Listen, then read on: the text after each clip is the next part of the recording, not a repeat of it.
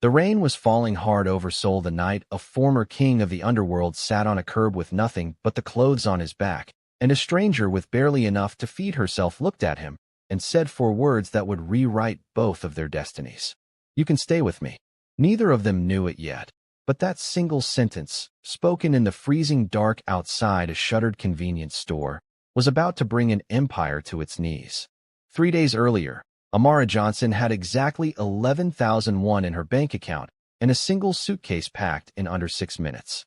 She stood in the marble foyer of the Choi family's Gangnam penthouse, still wearing her apron, while Madame Choi's voice sliced through the air like a blade sharpened for exactly this moment.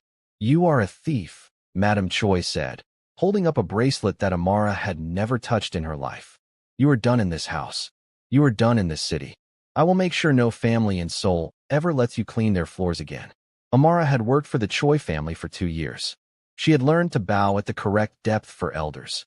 She had learned which side of the rice bowl faced the guest.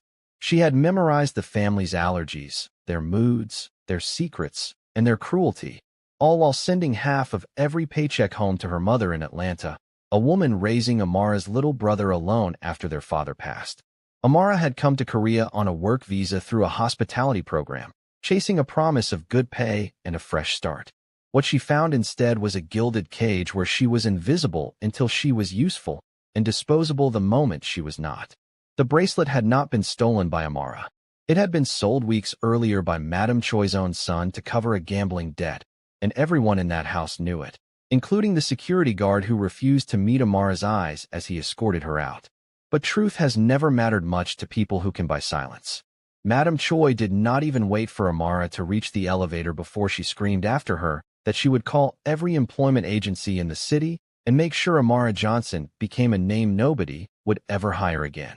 Amara walked out into the rain with 1 suitcase, no job, a blacklisted reputation, and a plane ticket home that she could not afford to change. She had nowhere to sleep that night because her employee housing had been tied to her employment, and both had just evaporated in the same 5 minutes. She found herself wandering through the narrow streets of a neighborhood she barely recognized, her sneakers soaking through, her suitcase wheels catching on broken pavement, her mind replaying the humiliation over and over until it felt less like a memory and more like a wound that would not close. While Amara was being thrown out of a penthouse for a crime she did not commit, across the city a very different kind of storm was breaking. In a boardroom on the 40th floor of a tower that bore his family's name, Kang Do-Hyun sat at the head of a table surrounded by men who had sworn loyalty to him since he was 26 years old. Do-Hyun ran the Kang organization, the most feared and most disciplined syndicate in Seoul, a network so vast that half the city's construction contracts, shipping routes, and backroom deals ran through channels only he controlled. Men flinched when his name was mentioned. Rivals paid tribute rather than risk his retaliation. He was ice given a human shape, and everyone who worked beneath him believed there was nothing underneath that ice at all. What Do-Hyun did not know, until that exact night, was that his own cousin, Kang Min-jun, the man he had trusted since childhood, the man he had made his second in command, had spent 18 months quietly turning the organization's most senior captains against him. Min-jun stood now at the far end of the table, flanked by men who used to call Do-Hyun sir with genuine fear in their voices. "The vote," Min-jun said calmly, "has already happened. You are no longer chairman of this organization. Effective tonight, all accounts, all properties, all authority transfer to me." Do-Hyun did not raise his voice. He never did. That was what made him terrifying. He simply looked around the table at the faces of men he had protected, promoted, and personally saved from ruin, and understood in that moment that loyalty in his world had always been a transaction, never a truth. Within the hour, his accounts were frozen. His penthouse was sealed by men who used to salute him at the door. His car was repossessed by his own driver. By midnight, the most powerful man in Seoul's underworld was standing on a sidewalk in the rain wearing a $3,000 suit with nothing in his pockets but a cracked phone with no signal and a wallet with a single expired card inside. He walked for hours because walking was the only thing he had left to do. He did not know these streets, not really, not the way ordinary people knew them. He had always moved through this city in blacked-out cars with men clearing his path. Now he was just a man in soaked leather shoes learning for the first time what it felt like to be looked through instead of looked at. It was well past midnight when Amara, exhausted and half frozen, turned down a narrow street lined with shuttered shops and found a man sitting on the curb outside a closed convenience store, his head down, his hands trembling not from cold alone, but from something closer to shock. She almost kept walking. She had her own catastrophe to survive. But something about the stillness of him, the way a man who was clearly not homeless was sitting exactly like someone who had nowhere left to go, made her stop. "Are you okay?" she asked in careful Korean, the kind she had practiced for 2 years in a house where nobody ever thanked her for learning it. Do-Hyun lifted his head. In the glow of the street lamp, she saw a face that looked carved rather than born, sharp and severe, but wrecked underneath the sharpness in a way makeup or money could never fake. "I am fine," he said, in a tone that made it clear he was the furthest thing from fine a person could be. "Go home." "I don't have one," Amara said, and she almost laughed at how absurd the truth sounded out loud. "Not tonight anyway." They sat in silence for a moment, two strangers who had both lost everything within the same 12 hours, though neither of them yet understood how differently sized their losses actually were. Amara studied him for a long moment, the expensive ruined suit, the untouched, unreadable eyes, the exhaustion of a man clearly used to exhaustion. "Whatever happened to you?" she said quietly. "You look like you need somewhere to just breathe for one night." "I have a room. It is small. It is not much. But you can stay with me." Do-Hyun looked at her like she had spoken a language he had never heard before, though her Korean had been perfectly clear. In his entire adult life, no one had ever offered him something without wanting something bigger in return. Every gift he had ever received came with a hidden invoice. This woman, soaked to the bone, dragging a suitcase that had clearly seen better decades, carrying what looked like the weight of her own disaster, was offering him shelter with nothing to gain and everything to lose. "Why would you do that?" he asked. "You don't know me." "I know what it looks like when someone's world just ended," Amara said. "Mine did too, about 6 hours ago. I figure 2 ruined people are safer sharing one roof than 2 ruined people sleeping alone on 2 different sidewalks." He almost said no. Pride told him to say no. But something colder and more practical, some final flicker of the strategist he had always been, told him that a stranger's floor was safer tonight than any place his enemies might think to look for him. He nodded once and followed her. Her apartment was 1 room above a laundromat, the kind of place with a single window, a mattress on the floor, and a hot plate instead of a stove. She apologized for it 3 times before he told her to stop. He sat on the floor because there was no chair and watched her make tea from a bag she had clearly reused more than once. And something in him, something that had been frozen since he was a teenager watching his own father get gunned down in a rival's ambush, began to thaw in ways he did not have language for yet. He did not tell her who he was. Not that night. He gave her a fake name, Do-Hyun instead of Kang Do-Hyun, and let her believe he was simply a businessman who had lost everything in a bad deal. She did not push. She had her own wounds to nurse and enough grace not to pry into someone else's. Over the next several days, something unexpected began to take root between them. Do-Hyun, a man who commanded fear with a single glance, found himself waking each morning to the smell of Amara making the same reused tea bag stretch for one more cup. Found himself watching the quiet dignity with which she moved through a life that had given her almost nothing, and found himself, for the first time since he was a boy, wanting to protect something that was not an asset, a territory, or a transaction. It was on the 4th night that the moment came that would change how he saw her entirely. He had been sitting quietly, staring at nothing, lost in the calculations of a man trying to figure out how to rebuild an empire from zero, when Amara, thinking he was asleep, began speaking softly to herself in the corner as she folded the one spare blanket she owned. She was reciting something, a phrase in formal, textbook-perfect Korean, the kind used only in the most traditional ceremonial contexts. He sat up slowly and asked her where she had learned it. "My grandmother, on my mother's side, was Korean," Amara said, surprised he was awake. "She married my grandfather when he was stationed near Ozenbach in the 60s. She raised my mother with 1 foot in Georgia and 1 foot in Korea, and when I was a little girl, she taught me everything, the language, the holidays, how to bow to elders, how to set a Jessa table for ancestral rites, how to fold a hanbok properly. She used to say that no matter what anybody else saw when they looked at me, I carried her inside me too, and that I should never let anyone convince me those two halves could not live together in one body. Do-Hyun sat completely still. He had grown up in a world obsessed with bloodline, purity, and inherited status, a world that would have looked at Amara and seen only what did not fit their narrow definitions. And yet here she was, reciting the customs his own grandmother had once performed with the exact same reverence, carrying tradition in her bones more faithfully than half the spoiled heirs he had ever known in his own circles.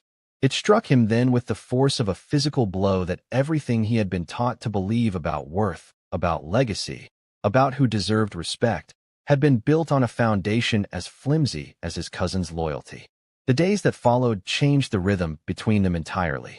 Do-Hyun began quietly using what resources he still had access to, small favors owed to him by people who did not yet know about his fall, to look into the business Amara mentioned once in passing, the failing noodle shop below her apartment that was about to be seized by the landlord because the elderly owner, a widow named Grandmother Song, could not keep up with her books. Amara, without even realizing she was doing it, sat down one evening with Grandmother Song's ledgers and reorganized 8 months of chaotic bookkeeping in a single night, catching a supplier overcharge that had been quietly draining the shop for over a year. Do-Hyun watched her work with the same sharp, unglamorous brilliance she brought to everything, and understood that this woman was not simply kind. She was formidable. She had simply never been given a room large enough to prove it in. It was around this time that Do-Hyun finally told her the truth. He told her about the Kang organization, about his cousin's betrayal, about the boardroom coup and the frozen accounts and the empire that had been stolen out from under him in a single vote. Amara listened without flinching, without the fear or the fascination he half expected. When he finished, she simply asked him what he planned to do about it.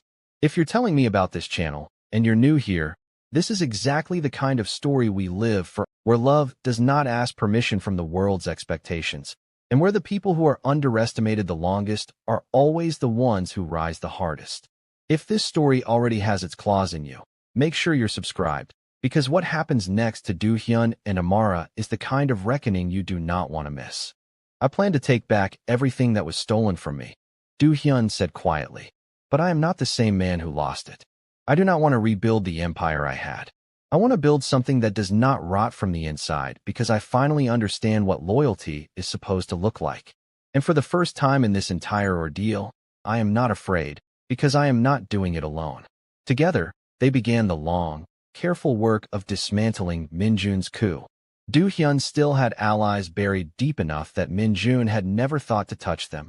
An old accountant who had worked for Do-Hyun's father, a shipping contact who owed his life to a favor Do-Hyun had done years earlier, a lawyer who had drafted contracts specifically designed with a hidden clause that would trigger if certain accounts were ever transferred without Do-Hyun's personal digital signature, a safeguard he had built years ago and nearly forgotten about.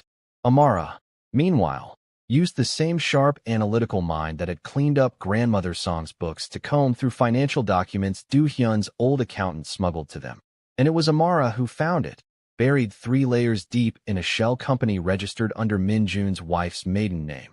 Proof that Min-jun had been secretly selling Kang organization shipping routes to a rival syndicate for over a year. The true motive behind the coup laid bare in black and white. This was never about taking Do-Hyun's throne out of ambition alone. It was about selling out the entire organization to its enemies for a personal fortune and using the coup as cover.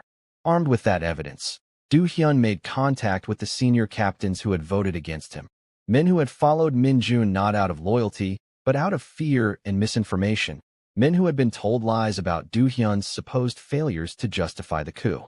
One by one, quietly, carefully, Do-Hyun showed them the truth Amara had uncovered, and one by one, the foundation Min-jun believed was solid beneath him began to crack. But it was not only Do-Hyun's enemies circling. Word had begun to spread through Seoul's elite social circles that the disgraced Maid, Amara Johnson, was seen in the company of a striking, mysterious man, and Madame Choi, who never missed an opportunity to protect her own reputation, caught wind of it. Fearing that Amara might resurface with enough support to expose the truth about the stolen bracelet and clear her name, Madame Choi decided to strike first. She tracked down Amara's small apartment, arriving with her lawyer and 2 security guards, and threatened Amara directly, telling her that if she ever spoke publicly about the bracelet, Madam Choi would ensure Amara's work visa was revoked and that she would be deported within the week. Her mother and brother in Atlanta be damned. Do-Hyun arrived home in the middle of that confrontation. What Madam Choi saw when she turned around was not the desperate, broke businessman she expected. She saw the eyes of a man who, even stripped of his title, still radiated the kind of authority that made hardened criminals go quiet in a room. Do-Hyun did not raise his voice. He simply asked Madam Choi if she was aware that threatening a foreign national's visa status as coercion was a federal offense, and that he happened to know several people in the immigration ministry who owed him favors far larger than anything she could offer them. Madam Choi's bravado did not survive the sentence. She left without another word, though the fear in her retreat did nothing to erase the fact that she still believed she held power over Amara's future, a belief Do-Hyun intended to shatter completely and soon. The night before the final confrontation with Min-Jun, Do-Hyun sat across from Amara in the tiny apartment that had somehow become the safest place he had ever known, and told her something he had never said to another living person. He told her that his father had been killed in front of him when he was 14 years old, that he had inherited an empire built on the assumption that love was a weakness enemies would exploit, and that he had spent 20 years making himself untouchable by making himself unlovable first. And then, he told her, "You walked up to me on a sidewalk with nothing to gain, and you handed me the one thing money could never buy back for me. You made me remember what it feels like to be seen as a person instead of a position." Amara did not know what to say, so she said nothing and let him hold her hand in silence. 2 people who had rebuilt something neither of them believed still existed inside themselves.